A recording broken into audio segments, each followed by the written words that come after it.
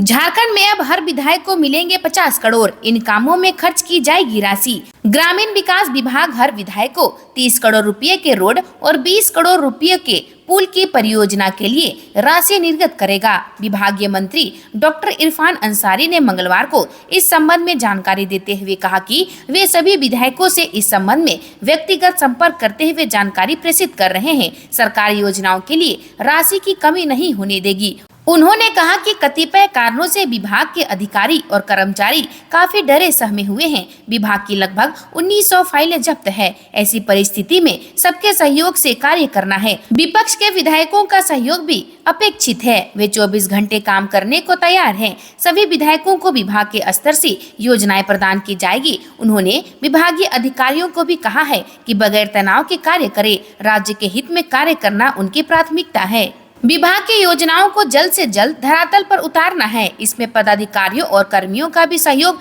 अपेक्षित है। वे जिलों का भ्रमण कर भी योजनाओं की वस्तु स्थिति का जायजा ले रहे हैं।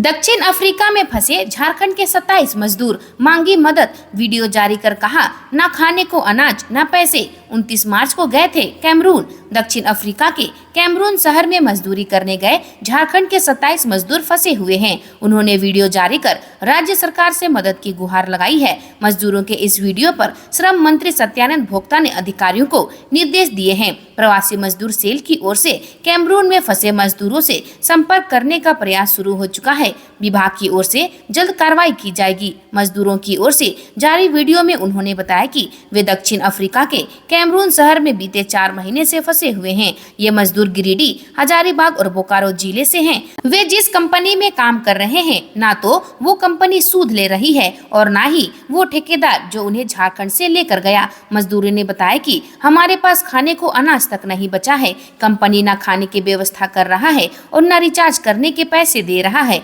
हम अपने घर वालों से संपर्क भी नहीं कर पा रहे हैं। उन्होंने राज्य सरकार से अपील की है कि वह उनकी मदद करे और कैमरून से बाहर निकाल भारत लाने की व्यवस्था करे। मुहर्रम का चंदा मांगने पहुंचा हिस्ट्री सीटर, बैंक्वेट हॉल के मैनेजर को धमकाया। मुहर्रम के चंदा के नाम पर इन दिनों असामाजिक तत्व अलग अलग जगहों पर कारोबारियों को धमका रहे हैं। सोमवार को थाना क्षेत्र की मिल्लत कॉलोनी निवासी हिस्ट्री सीटर मोहम्मद नसीम उर्फ टार्जन रिंग रोड हुसीर के सुनैना बैंक्वेट हॉल के मैनेजर से चंदा मांगने पहुंच गया। मैनेजर हेमंत झा ने बाद में चंदा देने की बात कही तो वह भड़क गया। उसने चंदा नहीं देने पर कथित तौर पर गोली मारने की धमकी दी। साथ ही उनके हॉल में होने वाले कार्यक्रमों में आने वालों के जेवरात आदि उड़ाने की धमकी भी दी। घटना दिन के समय हुई, लेकिन मैनेजर इसकी शिकायत लेकर रात्रि लगभग 2 बजे थाने पहुंचा। उनके साथ पहुंचे एक व्यक्ति ने मुंशी को किसी व्यक्ति से बात करने को कहा। इस पर मुंशी ने कहा कि जब वरीय पदाधिकारी मामले को देख रहे हैं तो वह किसी से बात नहीं करेगा। इसके बाद उक्त व्यक्ति ने पुलिस पर ही धौंस जमाना शुरू कर दी और वीडियो बनाने लगा। पुलिस ने कथित तौर पर उसको ऐसा करने से रोकने का प्रयास किया तो थप्पड़ मारने का आरोप लगाकर इसकी शिकायत वरीय अधिकारियों से कर दी। इस मामले ने मंगलवार को खासा तूल पकड़ लिया। एसएसपी के निर्देश पर पुलिस कर्मियों से पूछताछ भी की गई। ईडी और सीबीआई को हाईकोर्ट का नोटिस। पलामू में अवैध खनन का है मामला। झारखंड हाईकोर्ट के चीफ जस्टिस डॉक्टर BR सारंगी व डॉक्टर SN प्रसाद की खंडपीठ में पलामू प्रमंडल में अवैध खनन मामले की जांच को लेकर दाखिल जनहित याचिका पर सुनवाई हुई। सुनवाई के बाद अदालत ने सीबीआई और ईडी को नोटिस जारी किया है। इस संबंध में पंकज कुमार यादव की ओर से जनहित याचिका दाखिल की गई। याचिका में कहा गया कि पलामू प्रमंडल में अवैध खनन हो रहा है, जिस पर रोक लगाने की जरूरत है। सुनवाई के दौरान बताया गया कि पिछले वर्ष मामले में सुनवाई करते हुए अदालत SIT गठन का आदेश दिया था। IG स्तर के अधिकारी के नेतृत्व में SIT बनी थी। SIT की ओर से हाईकोर्ट को सौंपे रिपोर्ट में पलामू प्रमंडल के विभिन्न स्टोन क्रशर, कोयला व बालू के उत्खनन में अनियमितता की बात सामने आई थी, लेकिन बड़े स्तर पर हो रहे अवैध खनन को दर्शाया नहीं गया था। रिम्स को नहीं मिल रहे सीनियर रेजिडेंट डॉक्टर, 30 विभागों के लिए नहीं आया कोई उम्मीदवार। राज्य के प्रीमियम इंस्टीट्यूट कहे जाने वाले रिम्स को सीनियर रेजिडेंट नहीं मिल रहे हैं। अभी हाल में ही इनकी बहाली के लिए हुए साक्षात्कार में 30 विभागों में एक भी उम्मीदवार नहीं पहुंचा। जिन विभागों में उम्मीदवार पहुंचे वहां 54 पदों में से 23 पद रिक्त रह गए। सिर्फ 31 एसआर का चयन हुआ। रिम्स के विभिन्न विभागों के लिए 150 पदों में बहाली होनी थी, जिसके लिए मात्र 65 उम्मीदवार ही साक्षात्कार के लिए पहुंचे। दूसरी ओर डेंटल कॉलेज के 8 विभिन्न विभागों के लिए 10 पदों पर बहाली की जानी थी। इसमें सिर्फ 3 विभागों के लिए 18 उम्मीदवार पहुंचे। एक माह में हरी सब्जियों की कीमतें हुई दोगुनी से ज्यादा। बेंगलुरु से आ रहे टमाटर बिक रहे 150 रुपए किलो। इस वर्ष बारिश कम होने से फसल को नुकसान हुआ है। इसके कारण सब्जियों की कीमतें बेतहाशा बढ़ी है। मौसम की मार ऐसी कि हरी सब्जियों की कीमतें आसमान पर पहुंच गई है। एक माह में ही सब्जियों की कीमतें दोगुनी से भी ज्यादा हो गई है। 20 रुपए किलो बिकने वाला टमाटर 80 रुपये और प्याज 40 से 45 रुपए किलो मिल रहा है। ज्यादातर हरी सब्जियों की कीमतें 40 रुपये के पार है। आलू प्याज समेत सब्जियों की औसत कीमत 40% तक महंगी हो गई है। इस समय शहर के बाजारों में एक महीने पहले 20 रुपये किलो बिकने वाला आलू 35 रुपये बिक रहा है। वहीं प्याज की कीमत महीने भर में 15 रुपये किलो तक बढ़ गई है।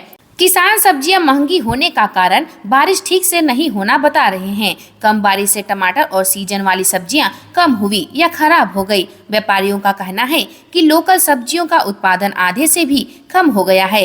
इससे कीमतें बढ़ गई है क्योंकि बाहर से माल मंगाना पड़ रहा है। बेंगलुरु से टमाटर आ रहा है। ये टमाटर 120 रुपए किलो बिक रही है। नागा बाबा खटाल में सब्जी की दुकान लगाने वाली सुमित्रा देवी ने बताया कि कीमतें बढ़ने के कारण उनकी कमाई घट गई है क्योंकि सब्जियां कम मात्रा में बिक रही है। पहले एक बोरा फूल गोभी रोज बेच देते थे, अभी आधा भी नहीं बिक रहा है। झींगी और नेनुआ भी लोग कम खरीद रहे हैं।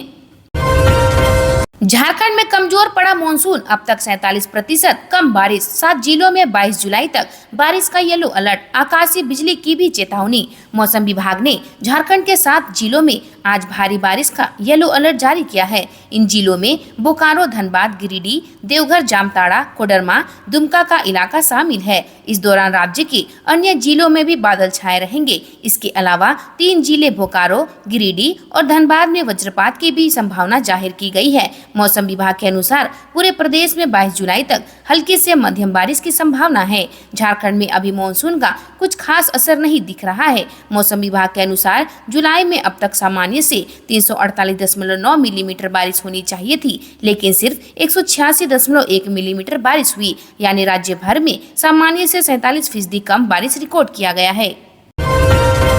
नक्सली और सुरक्षा बल के बीच मुठभेड़, भारी मात्रा में गोला बारूद बरामद। सुरक्षित पनाह की तलाश में भटक रहे हैं नक्सली। सारंडा जंगल के जराई केला थाना क्षेत्र के घने जंगलों में नक्सली और सुरक्षा बल के बीच मुठभेड़ हुई। सुबह हुई इस मुठभेड़ में नक्सलियों को पीछे हटना पड़ा। सुरक्षा बलों को भारी मात्रा में सर्च अभियान के दौरान गोला बारूद मिले हैं। मुठभेड़ बुधवार की सुबह करीब 6 बजे हुई। इस इलाके में लंबे समय से नक्सल मुक्त अभियान जारी है। सर्च अभियान के दौरान नक्सलियों की तरफ से फायरिंग हुई, जिसका जवाब सुरक्षा बल के जवानों ने दिया। सारंडा के जंगल में झारखंड पुलिस, झारखंड जगुआर और कोबरा बटालियन के जवान अभियान चला रहे हैं।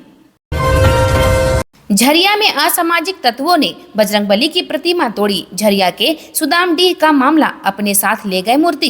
इलाके में पुलिस कर रही है कैंप। धनबाद के झरिया में आज सुबह हनुमान जी के मंदिर में असामाजिक तत्वों द्वारा प्रतिमा तोड़ दी गई। इतना ही नहीं, प्रतिमा खंडित करने के बाद उसे अपने साथ भी ले गए। मंदिर में प्रतिमा खंडित होने की बात पर स्थानीय लोगों में काफी आक्रोश है। यह घटना सुदामडीह थाना क्षेत्र के नुनुडीह बस्ती की है।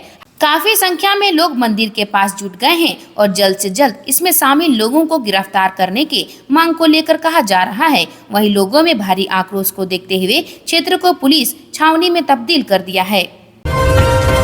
जूता छिपाई की रस्म से नाराज दूल्हा, लड़की की बहन को दी गाली, उठाया हाथ। लड़की पक्ष ने तोड़ दी शादी। जूता छिपाई की रस्म से दूल्हा इतना नाराज हुआ कि अपनी सालियों को गाली देने लगा। जब लड़की की मां और चाची ने समझाने का प्रयास किया तो उन्हें भी गालियां देने लगा। दूल्हा इतना भड़का कि उसने कुछ लड़कियों की पिटाई भी कर दी। मामला इतना बढ़ा कि थाने तक पहुंचा। दुल्हन के परिवार वालों का कहना है उसकी इस हरकत से हमें शक हुआ, लड़का मानसिक रूप से ठीक नहीं है। जूता चुराने की रस्म को लेकर वह इतना नाराज हो गया कि हमें लगा कि वह अपनी बेटी की शादी इससे नहीं करेंगे।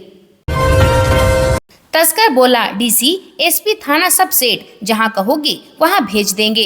झारखंड में 15 अक्टूबर तक नदियों से बालू खनन पर नेशनल ग्रीन ट्रिब्यूनल की रोक है। इसके बावजूद धड़ल्ले से बालू का काला कारोबार चल रहा है। रोजाना नदियों का सीना चीरकर 5000 ट्रैक्टर से ज्यादा बालू निकाला जा रहा है। तस्करों के गुर्गों से संपर्क साधा। इस गुर्गों ने 2 टूक कहा, एडवांस पेमेंट करो, यूपी बिहार बंगाल जहां बोलोगे बालू भेज देंगे। मंत्रालय तक अपने ही लोग बैठे हैं। थाने से लेकर डीसी एसपी सब सेट है। माल भेजने में कोई दिक्कत नहीं है। इस दौरान जो नजारा दिखा वह चौंकाने वाला था। नदी में पोखलिन लगाकर बालू का खनन हो रहा था। दर्जनों ट्रैक्टर बालू लेकर एक साथ निकल रहे थे, लेकिन कोई रोकने टोकने वाला नहीं था। दरअसल रांची, खूंटी, लोहरदगा, लातेहार, गढ़वा, पलामू, रामगढ़ और हजारीबाग आदि जिलों में बालू तस्करों का सिंडिकेट इस कदर हावी है कि नेता से लेकर पुलिस प्रशासन तक सब मैनेज है। अभियुक्तों के व्हाट्सएप चैट में कुछ भी संदिग्ध नहीं। झारखंड एससी ने सीबीआई से मांगा शपथ पत्र। झारखंड हाईकोर्ट के चीफ जस्टिस डॉक्टर BR सारंगी व जस्टिस SN प्रसाद की खंडपीठ ने धनबाद के जज उत्तम आनंद हत्याकांड में सुनवाई की। सुनवाई के दौरान सीबीआई की ओर से बताया गया कि मामले में दोनों आरोपित के व्हाट्सएप चैट में किसी प्रकार की संदिग्ध बातचीत के सबूत नहीं मिले हैं। इस पर अदालत ने इसे शपथ पत्र के माध्यम से अदालत में प्रस्तुत करने का निर्देश किया है। पूर्व में सीबीआई की ओर से अदालत को बताया गया कि घटना में शामिल दोनों आरोपितों के व्हाट्सएप चैट को वापस लेने के लिए गृह मंत्रालय के जरिए इंटरपोल से मदद मांगी गई थी, क्योंकि व्हाट्सएप चैट का मुख्यालय अमेरिका में है। पिछली सुनवाई के दौरान अदालत ने व्हाट्सएप चैट के बारे में अद्यतन जानकारी सीबीआई से मांगी थी। सुनवाई के दौरान सीबीआई की ओर से अदालत को बताया गया कि गृह मंत्रालय से रिपोर्ट आ चुकी है। दोनों की ओर से व्हाट्सएप पर कोई संदिग्ध बातचीत नहीं मिली है। बता दें कि जज उत्तम आनंद हत्याकांड में हाईकोर्ट स्वतः संज्ञान लेकर सुनवाई कर रहा है। मॉर्निंग वॉक के दौरान एक ऑटो वाले ने जज उत्तम आनंद को पीछे से टक्कर मार दी थी। उनकी मौके पर ही मौत हो गई थी। मामले में 2 आरोपितों को गिरफ्तार किया गया था। धनबाद सीबीआई कोर्ट ने दोनों को आजीवन कारावास की सजा सुनाई है। कांग्रेस ने अमित शाह से मांगा इस्तीफा। घुसपैठ और मणिपुर हिंसा को लेकर केंद्रीय गृह मंत्री पर बोला हमला। कांग्रेस ने घुसपैठ और मणिपुर में हिंसा रोकने में असफल बताते हुए देश के गृह मंत्री अमित शाह से इस्तीफा मांगा है। कांग्रेस भवन में मीडिया को संबोधित करते हुए प्रदेश महासचिव सह मीडिया प्रभारी राकेश सिन्हा ने कहा कि भाजपा सरना धर्म कोड महंगाई से राज्य की जनता का ध्यान भटकाने के लिए घुसपैठ को मुद्दा बनाना चाहती है। सभी जानते हैं कि अंतर्राष्ट्रीय सीमा केंद्र सरकार के अधीन होता है और देश में गृह मंत्री अगर घुसपैठ नहीं रोक पा रहे हैं तो उन्हें इस्तीफा दे देना चाहिए। हेमंत घुसपैठ की बात करते हैं तो उन्हें यह बताना चाहिए कि झारखंड में 1.5 दशक से ज्यादा भाजपा का शासन रहा है। अपने शासनकाल में भाजपा ने घुसपैठ रोकने के लिए क्या कदम उठाए? 10 सालों तक पूर्ण बहुमत की सरकार केंद्र में रही, तब से अब तक कोई ठोस कदम क्यों नहीं उठा पा रही है?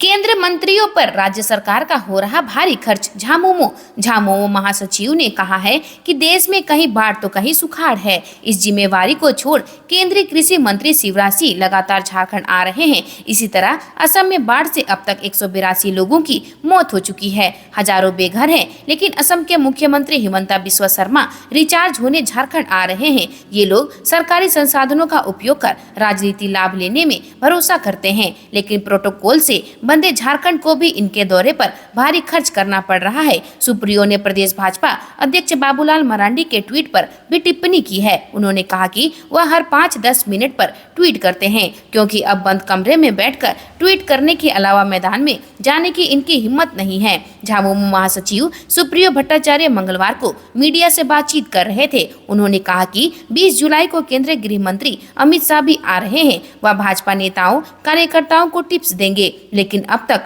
ना तो उनका टिप्स काम करेगा और ना ही कोई तिड़गम। हिमंता बिस्वा शर्मा द्वारा पूर्व मंत्री आलमगीर आलम को घुसपैठियों का सरदार कहे जाने पर सुप्रियो ने कहा कि उन्हें इसी भाषा का प्रयोग करने के लिए किराए पर झारखंड लाया है, ताकि वे यहाँ नफरत के बीच बो सके। उन्होंने कहा कि बिहार जाएं और बोल के दिखाएं। गिग वर्कर्स के लिए लाए जाने वाले विधेयक पर सम्मेलन में होगी चर्चा। 19 जुलाई को रांची में जुटेंगे हितधारक। राज्य सरकार प्लेटफॉर्म गिग वर्कर्स को सामाजिक सुरक्षा प्रदान करने के लिए विधेयक लाने जा रही है। श्रम नियोजन एवं प्रशिक्षण विभाग ने इस प्रस्तावित कानून पर चर्चा के लिए 19 जुलाई को सम्मेलन का आयोजन किया है। गिग वर्कर्स हेतु सामाजिक सुरक्षा व न्यूनतम पारिश्रमिक झारखंड में अच्छे कार्यों को बढ़ावा विषय पर आयोजित होने वाले इस 1 दिवसीय सम्मेलन का आयोजन श्रम नियोजन प्रशिक्षण एवं कौशल विकास विभाग द्वारा होटल रेडिसन ब्लू में किया जाएगा। इस सम्मेलन का उद्देश्य गिग वर्कर्स के लिए लागू किए जाने वाले सामाजिक सुरक्षा संबंधी कानून पर चर्चा करना है। आज के लिए इतना ही, मिलते हैं अन्य नई खबरों के साथ में। धन्यवाद।